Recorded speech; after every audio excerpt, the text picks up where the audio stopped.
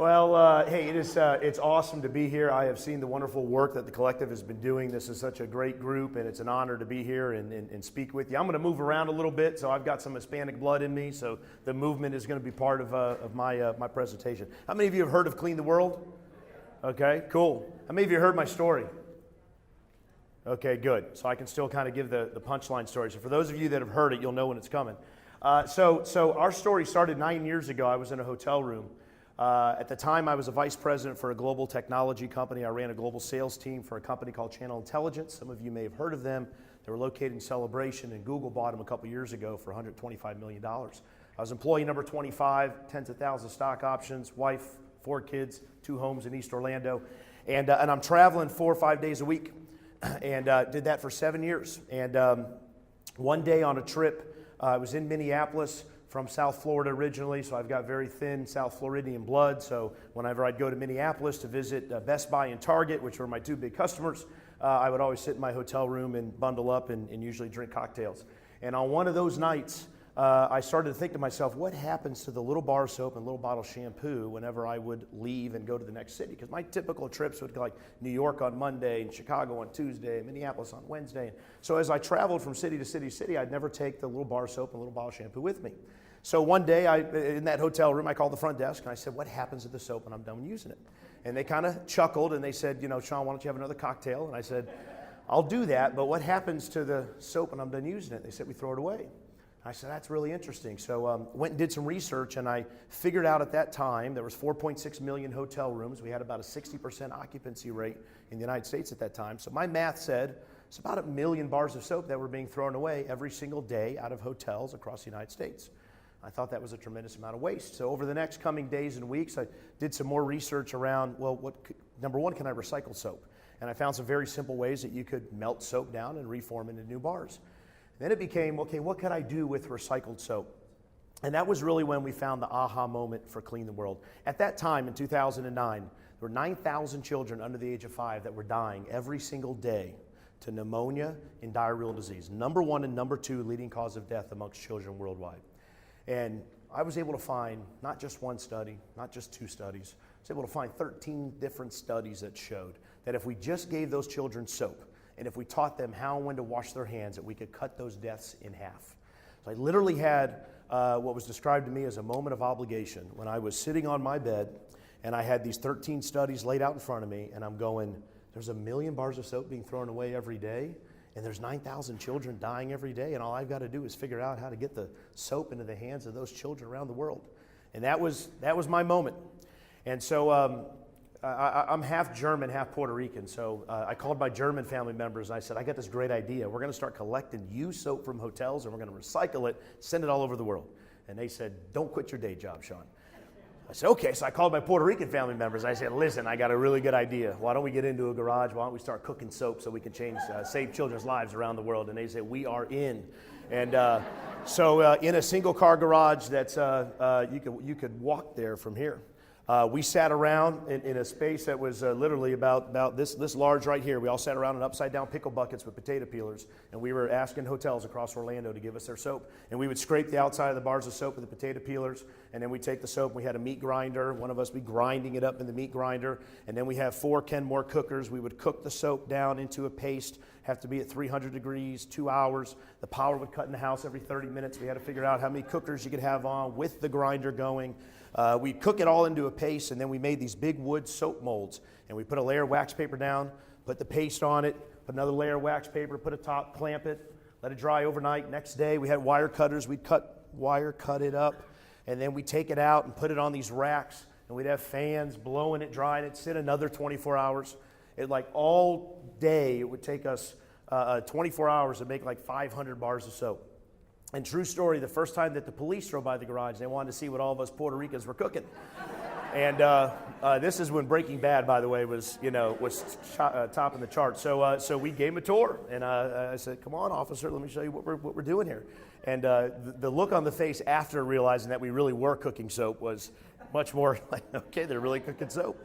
And so that's how we started. We started with this whole idea that we were going to create this global company that was going to collect soap and bottled amenities from hotels, recycle it, and send it to children, families, mothers all over the world to save their lives. Now, here's what we've done to date. As I sit here today, we've sent 40 million bars of soap to kids and families in 118 countries across the globe. We've diverted 20 million pounds of waste. Since the day we started, we've seen a 35% decrease in the death rate to children under the age of 5 dying to hygiene-related illnesses. We've done, thank you so much, we've done such an incredible job that the UN asked us to be, Clean the World Foundation, to be the 24th NGO on the UN's WASH cluster. And so come January, we will be one of only 24 global NGOs that drives the conversation around water, sanitation, hygiene, global impact, all from a little garage right around the corner with a bunch of Puerto Ricans cooking soap. So the moral of that story is, yeah, if you see a bunch of Puerto Ricans cooking soap in a garage, don't get scared. They could be out there trying to save the world. So here's the deal. When we started, okay, I had no idea how to do philanthropy. 2009, economy was absolutely failing. I had no idea how to ask for money. I was used to cutting multi-million-dollar technology deals with big Fortune 100, Fortune 500 organizations. When we asked people for money, they said no. They laughed. We didn't know how to ask. I tell a funny story about one of the moments that was a pivot moment for us was we were just so dialed in that the Gates Foundation was going to totally fund everything that we were going to do. And so we spent all this money and all this time, and we put this 18-page grant application together. And I can remember the day we hit submit. We were all high-fiving in the garage. We were convinced that Bill and Melinda Gates were going to come bring $1 billion check to the garage. You know, we would comb the hair extra special every morning because we knew it was coming. And as soon as we hit send, we got a rejection notice in 8 hours. And it said, please don't reapply for 3 years. And that was one of those fetal position moments that we had when we said, man, what are we going to do here? This is such a great idea. This is such a cool concept. Diverting landfill waste, reducing environmental impact, and at the same time saving children's lives around the world. And we're going to fail. And if you want to read a good story about how failure can lead to success, you can look up, the Orlando Sentinel did a great article on us called Clean the World's Rocky Path to Success. And it talks about all the things we went through. I had 2 homes, I lost one. I walked out one day, and my driveway, my wife's car was repossessed. I had to turn around and go explain that one to her after I just convinced her to keep my car in the garage. Her car was gone. Power's cutting the house one day. All of that because we didn't know how to fundraise. We didn't know how to ask for money, but we had this incredible mission. So that's when we said, you know what, we're offering something that is valuable to a hotel. So I kind of went back to what I was good at, and I said, we're making a product.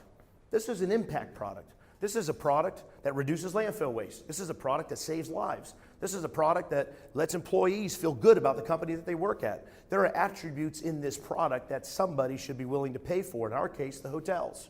And so we created a product. And so we started to put sales collateral around it. We put a website around it. We started to structure how we would sell a product to hotels. And we would go to hotels and say, look, we want you to pay for this product. Why? Because it saves lives. Reduces landfill waste. It enhances your brand. It's something you can tell your consumers about. It's something you can talk about. We did something really good early on, and we would measure every bin that we would receive from a hotel. We would measure how much landfill, how much soap was in it, how much bottles were in it, and then we would provide impact reporting back to the hotels. So they knew exactly how much landfill diversion they had, exactly how many pounds of plastic were recycled, exactly how many bars of soap got in the hands of children and mothers and families all over the world because of their efforts, because of what their employees were doing, because of what their housekeepers were doing. And we gave them all the tools they needed to talk about what a great thing they were doing. We gave them digital assets. We gave them pictures of distribution trips. When we went to Haiti, our first, our second, our third time, we would show them, this is what you're doing. We're just facilitating it. You're making this happen. And they loved it. And they started putting that stuff on their global citizenship reports. And they started putting it in social media. They started putting it on their websites. And next thing you know, talk about the media, they're pushing out media. And now we're getting media all over the world who's contacting us because these hotels, we've empowered them to go talk about this awesome program that is an impact program that is literally saving lives, reducing landfill waste on a daily basis. So we had to end up building out this global back-end structure. So as we sit today, we're headquartered in Orlando. We have an office in Las Vegas. We have collection centers in Los Angeles, San Francisco, New York, Dallas, Chicago, Atlanta. We have an office in Hong Kong. We have an office in Montreal. We have an office in Washington, D.C. We have an office in Dominican Republic we just opened up. And in the next few weeks, we'll be opening up our first office in Shanghai, China. Because everybody loved this. Everybody said, man, we're willing to get behind this, to buy this, because you're helping us drive the impact that we need to drive for our hotel guests, for our meetings and events, customers that are coming and staying in our hotels. How does that look to hotels? And how does that look from a product standpoint? We have 5,000 hotel customers now across the globe. So we sell in the continental U.S., to give you an idea of how much a hotel pays, they pay 50 cents per room per month to buy our program. So a 100-room hotel pays $50 a month. 1,000-room hotel pays $500 a month. And that includes the entire program. They get all the bins shipped to their hotel. They get all the housekeeping training materials. They get in-room tent cars. They get lobby plaques. They get all the digital assets so they can talk about the program. And most importantly, they get the impact reporting. So they know exactly what's happening every time we're receiving one of those bins. We've created a complete back-end logistics company. Last year, we did 40,000 shipments that we managed ourselves, and that's, of course, the biggest expense that goes on with the funding that we charge to the hotels. And, of course, we have different regional rates, and one thing that really started happening this year, which really helped us turn the corner, is we started to get hotels that made our program a brand standard.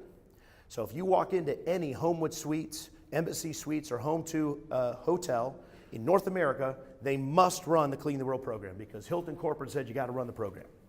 Okay, we've got 4 Wyndham brands, we've got Disney, Sands, Caesars, all these brands, and we're starting to add more and more of these, which is really the end-all be-all in the hospitality industry. Again, the more they buy, the more hotels operate, the more waste we prevent from hitting landfills, the more children's lives we save around the world, the greater that death rate comes down, and so they're buying that impact.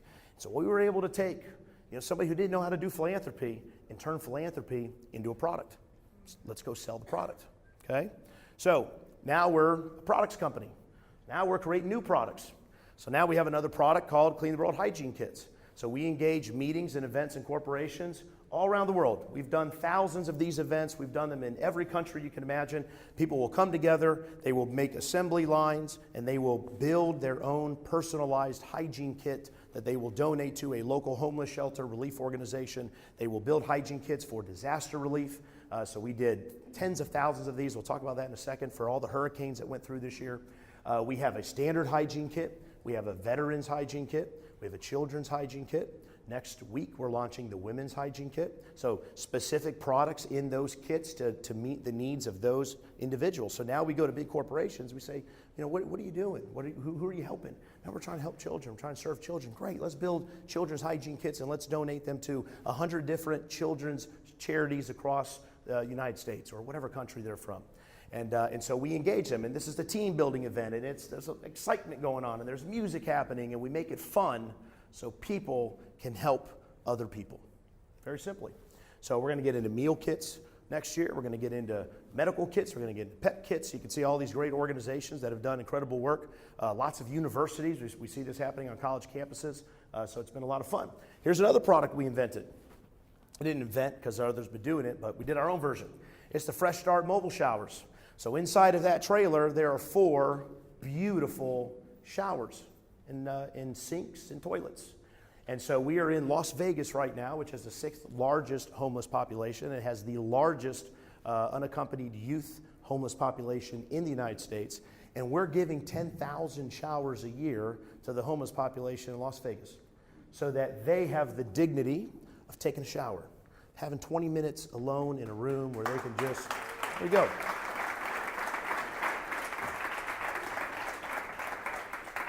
And what that's doing is it is also connecting. We're big time collaborators. We're all about helping corporations help other charities that are in need, right? Hygiene kits are about building hygiene kits and then donating them to organizations that need it. What we're doing here is we're really connecting the folks that are using these showers to the agencies that they need to connect with to get themselves out of their homeless situation. So many times, those that are homeless, they don't want to get back on the grid. They don't want to get they don't want to go deal with the issue. They don't want to connect with somebody. There's apprehension, there's fear, there's a lot of issues, and we all know those issues. I know we've talked, this community has done an absolutely incredible job working with our homeless population, putting them in homes. But sometimes they need that connector. That shower is a connector. Folks come in, take a shower, get again next week. Now all of a sudden they're talking to the person they're getting a shower with. Now all of a sudden they're interested in how they may be able to get their license back, or how they may be able to get into a housing program, or how they may be able to get into an addiction program. That shower's making it happen. So we're going to build some more. We've got some great organizations that want to build these all over the place. GoDaddy wants to put one in Phoenix. United Airlines wants to put one in LA and San Francisco. We're going to start popping these up all over the country. All right. Our impact products, our impact programs are products. So we have a program called Soap in Schools. We're actually rebranding it to Wash in Schools, but today it's called Soap in Schools. And our Soap in Schools program is where we go into communities, we go into schools. So for instance, this one was in Nairobi, 4,000 school children, all living on an average of $2 a day. We go into the schools and we say, children, we're going to teach you how to wash your hands. Demonstrate that you can wash your hands, and we're going to give you soap that you can take home to your family so you can go teach them how to wash their hands, and so that they can wash their hands. Okay, so did a 90-day mark, we did a 6-month mark, we did a 1-year mark, okay? Check out those results. For those of you who can't see them, I can't see it either. 56% reduction in hygiene-related illnesses. Now, check this one out. 45% increase in school attendance. 45% increase in school attendance because they're not getting sick anymore, because they're going to school, right?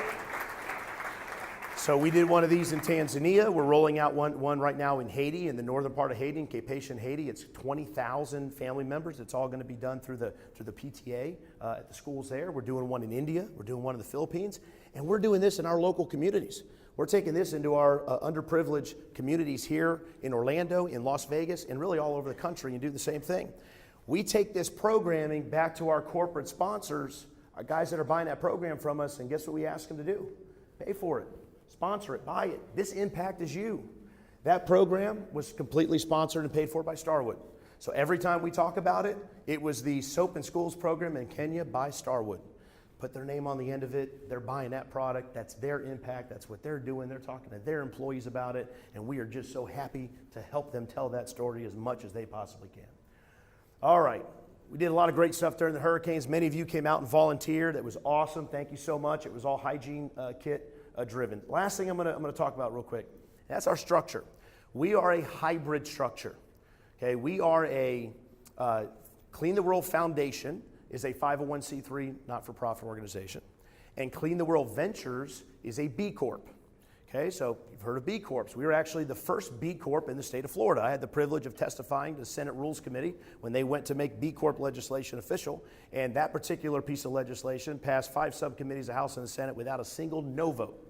So I'm like historical in being able to get something passed in our legislature without a single no vote on anything. Yes, it was Democrats and Republicans all together. So this is the structure of our organization. Okay, and this is an innovative structure, really, and I tell folks this all the time, this is not because we were brilliant. We didn't sit around in that garage and just think up these really awesome structure concepts. This was us just trying to figure out how to survive. This was us just trying to figure out how do we get capital in to be able to grow our organization when we need to buy equipment, when we need to buy supplies, when we need to buy bins, when you have to pay for shipping, without having investors, without being able to get donors. This was what that structure was all about. Basically, the way our structure works is when a hotel engages with us, they buy the product from Clean the World Ventures, which is the B Corp.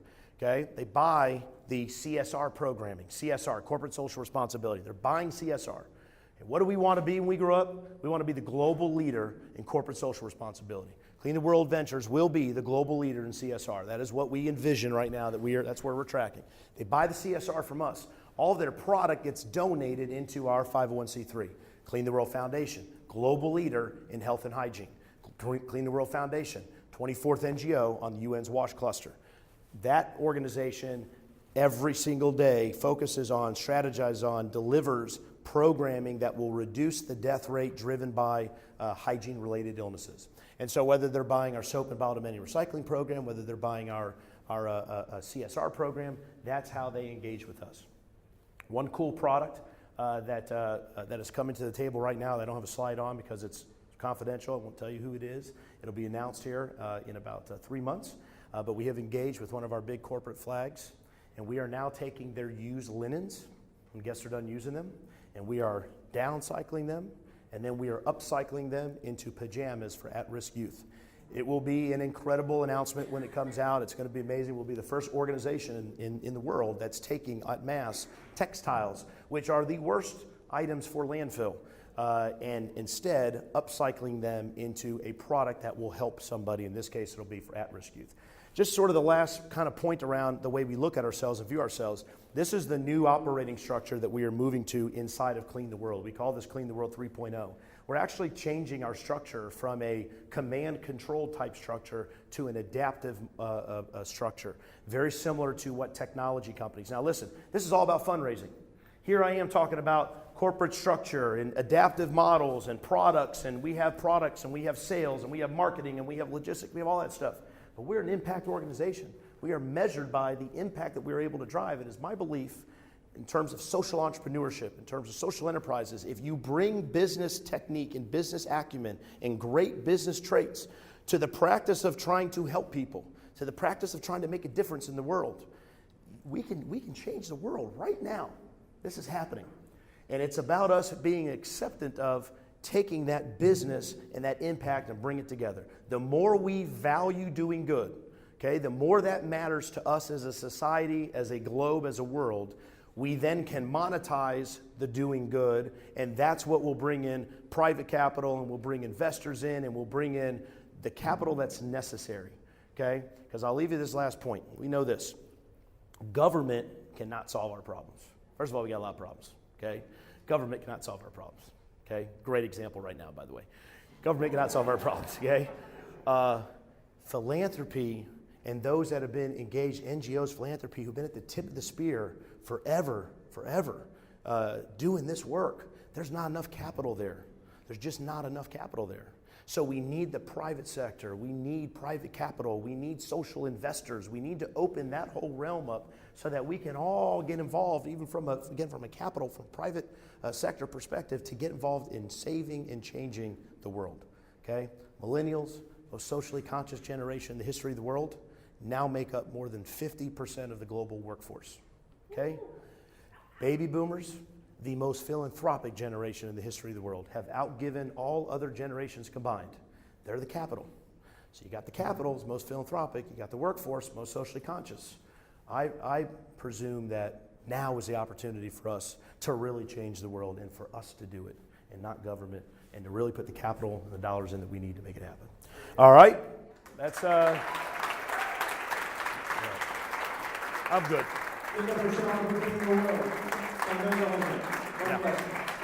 Yeah. One quick question. So how much money have you guys, not